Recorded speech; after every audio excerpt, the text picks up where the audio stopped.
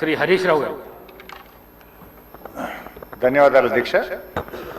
నేను గౌరవ మంత్రి గారిని సూటిగా ఒక 5-6 ప్రశ్నలు మాత్రమే అడుగుతాను, ఉపోద్ఘాతంలోకి వెళ్ళను అధ్యక్ష.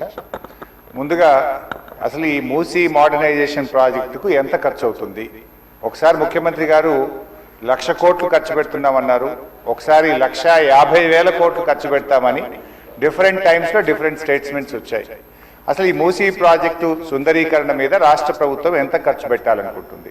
ఎందుకంటే ఒకవైపు పిల్లల స్కాలర్షిప్లు ఇవ్వమంటే డబ్బులు లేవు, కోసుక తింటారా అంటున్నారు, లేదా రిటైర్డ్ ఎంప్లాయీస్కు డబ్బులు ఇవ్వండి అంటే డబ్బులు లేవంటున్నారు.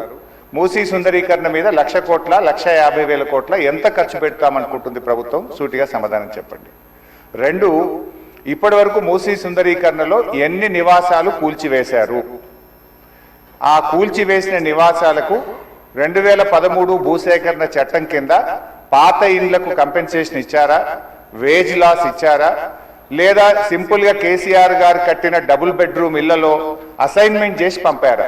2013 భూసేకరణ చట్టం ప్రకారంగా 14.5 లక్షల రూపాయల డబ్బు ఇవ్వాలి వాళ్ళకు, పాత ఇంటికి R&Bతో ఎస్టిమేట్ చేసి డబ్బులు ఇవ్వాలి, అదేవిధంగా సెలబుల్ రైట్స్తో కూడినటువంటి 200 గజాల స్థలంలో కట్టిన ఇల్లు ఇవ్వాలి. ఆ రకంగా ఇచ్చారా? ఇవ్వలేదా? ఇస్తే ఎప్పట్లోకి ఇస్తారు? ఎన్ని నివాసాలు కూల్చారు? ఇంకా మీరు ఐడెంటిఫై చేసి కూల్చవలసిన ప్రభుత్వ ప్రైవేటు ఇల్లు ఎంత భూమి ప్రభుత్వ ప్రైవేట్ సేకరిస్తున్నారు? సమాధానం చెప్పండి. నంబర్ 3, గౌరవనీయులు మంత్రి గారు మాట్లాడుతూ ఆన్సర్ సిలో ఏమన్నారంటే హెచ్ఎండబ్ల్యూఎస్బి నీటిని హిమాయత్ సాగర్, ఉస్మాన్ సాగర్ లో పంపిణీ చేయడానికి చేపట్టింది. మూసీ నదిలోకి ఎప్పటికప్పుడు విడుదల చేయడానికి 2.5 టీఎంసీలు రిజర్వ్ చేయడం జరిగింది అన్నారు. అంటే స్వచ్ఛమైన గోదావరి జలాలను మూసీలో వదులుతామన్నారు, సంతోషం. మరి ఈ 2.5 టీఎంసీల గోదావరి జలాలు ఎక్కడి నుంచి తెస్తున్నారు? గత ప్రభుత్వం కాళేశ్వరంలో భాగంగా నిర్మించిన మల్లన్న సాగర్ నుంచి నీళ్లు మూసీకి తెస్తున్నారా?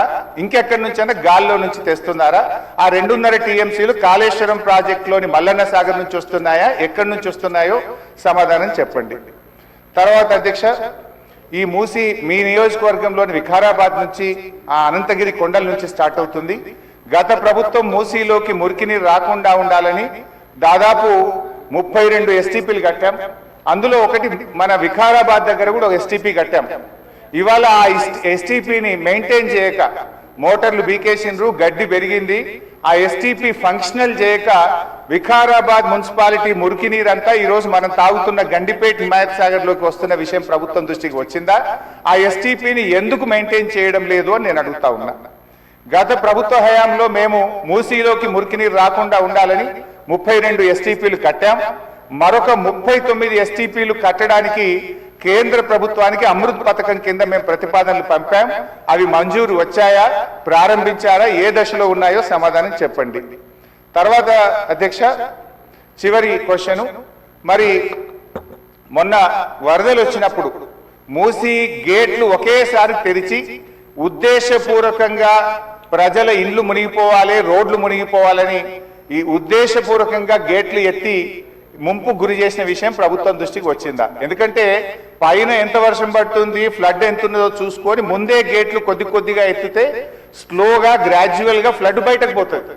కానీ గేట్లు ఆపిపెట్టి ప్రాజెక్టు మొత్తం నిండిన తర్వాత ఒకేసారి గేట్లు తెరవడం ద్వారా ఓఆర్ఆర్ యొక్క మరి పక్కనుండేటువంటి రోడ్లు కానీ ఓఆర్ఆర్ యొక్క మన పక్కనుండే రోడ్లు, ఇండ్లు ముంపు ఉద్దేశపూర్వకంగా కావాలనే ప్రభుత్వ పెద్దల యొక్క ఆదేశాలతో ఈ గేట్లు ఎత్తి ముంపు గురి చేసిన విషయం ప్రభుత్వం దృష్టికి వచ్చిందా? ఎందుకు ఆ రకంగా గేట్లు ఎత్తారు?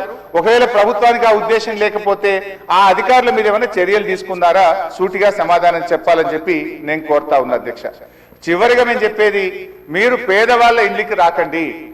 మూసీ సుందరీకరణ పేరిట పేదల ఇండ్లు కూలగొడితే బీఆర్ఎస్ పార్టీ సీరియస్ గా వ్యతిరేకిస్తుంది. అవసరమైతే బుల్డోజర్లకు అడ్డంగా పడుకోనైనా అడ్డుకుంటామని గతంలో చెప్పాం. ఖాళీ స్థలాలు ఉన్నాయి, మీరు ఖాళీ స్థలాల్లో దాన్ని డెవలప్ చేయండి. మూసీలోకి గోదావరి నీళ్లు తెండి, మురికి నీరు లేకుండా చూడండి. కానీ మూసీ పేరిట పేదల ఇండ్లు కూలిస్తే మాత్రం బీఆర్ఎస్ పార్టీ ఎంత మాత్రం ఒప్పుకోదని మీ ద్వారా ప్రభుత్వాన్ని తెలియజేస్తున్నాం.